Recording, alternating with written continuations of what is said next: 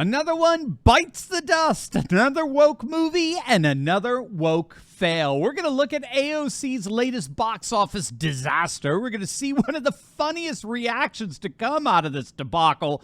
And make sure to stick with me at the very end of this video when I'll reveal how this weekend's embarrassment is just the beginning for woke warriors. You're not going to want to miss this.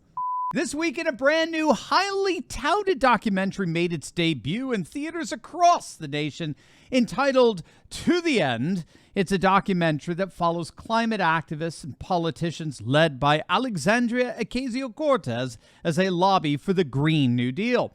It's been widely touted by critics as a masterful film depicting the relentless efforts of progressive activists to engineer major action combating climate change. Just one problem.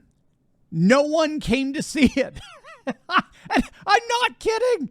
Despite getting 83% on Rotten Tomatoes from these fawning ultra-leftist woke reviewers, quite literally no one came. Over the weekend, the movie debuted in 120 theaters across the nation, and it grossed, I kid you not, it grossed less than $10,000. That's right, $10,000 gross. Now, just to underscore how bad that is, that's an average of only $80 per theater. I mean, what is that? A total of like 8 tickets?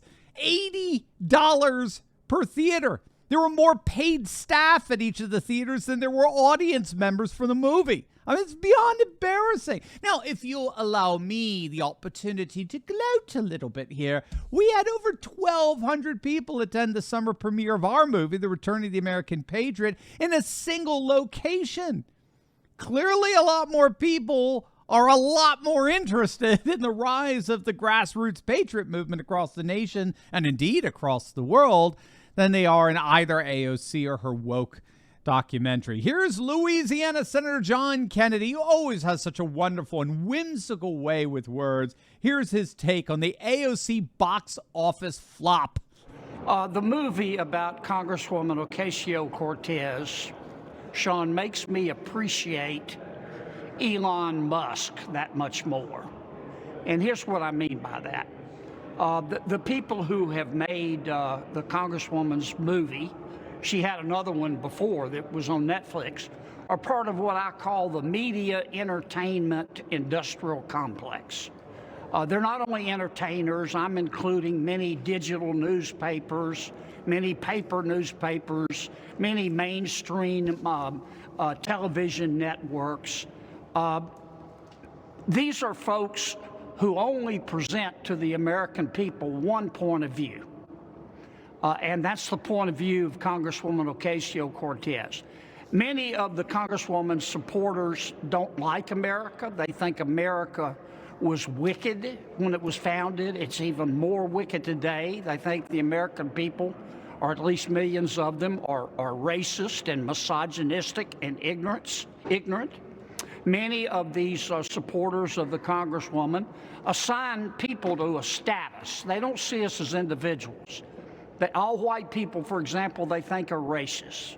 All black people they think are victims. All women are powerless. They don't see us as individuals. That's why I appreciate what Elon Musk has done so much. He's taken a very courageous stand for the First Amendment. The man, they're beating on him like he stole Christmas. He's tough. He's tough as a pine knot, and the man's got guts. He's got oranges the size of beach balls, and thanks to Elon Musk. Thanks to Elon Musk. You're right. We're going to have to get some new conspiracy theories because the old ones turned out all to be true. Elon Musk is as strong as a pine nut, and he's got oranges the size of beach balls. God bless this man. He gives me at least some semblance of hope in our leaders. Now, what he talked about there, what he called the media entertainment industrial complex, that's a neat term there. It's a very significant development that he's talking about there. It's actually, I mean, we've talked about it in other videos.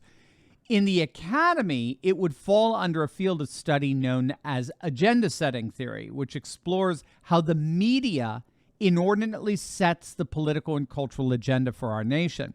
So agenda setting theory argues that it's not so much politicians or statesmen or leaders that set the political agenda today. It's the media. It's what the media focuses on, and that includes the whole of the media complex: news, movies, television, social media, sports. So from New York to Hollywood, right? The national agenda is actually shaped more by broadcasters than it is by politicians. And this explains why all the media that we're subject to, whether it's broadcasting news or movies or sports, it's all totally monolithic in terms of its compliance with all things woke. And that's because the way agenda setting works is through the twin processes of framing and priming. Framing involves the overarching narrative by which all events are supposed to be interpreted, and priming involves the ways in which such framing aims to influence us to think and feel and act in accordance with the media-driven narrative. So framing and priming are the primary ways in which this media entertainment industrial complex is able to fulfill its agenda-setting role. But as we can see, it's starting to unravel. It's not working. And I think I know why. You're going to absolutely love it. And you're going to absolutely love our good friends over at Epoch TV. You all know, of course, the amazing reporting over at the Epoch Times, but now you can get that same amazing reporting and analysis with Epoch TV. Epoch TV is a censorship-free video platform with original news programs and documentaries investigating critical issues that the legacy media ignores. Every day you get to tune into their new hard-hitting program lineups like Crossroads and Larry Elder Show, Facts Matter, American Thought Leaders, as well as award-winning documentaries. And if you click on that link below right now, they're offering you an amazing limited time special offer. You're going to be able to literally just sign up and start watching. That's right. No credit card required. No strings attached. If you decide to subscribe within 14 days, guess what? It's just $1. $1 for 2 months. You can't miss this amazing opportunity. It's incredible. Click on that link below or go to watchepoch.com/Turley and subscribe. That's watchepoch.com/Turley.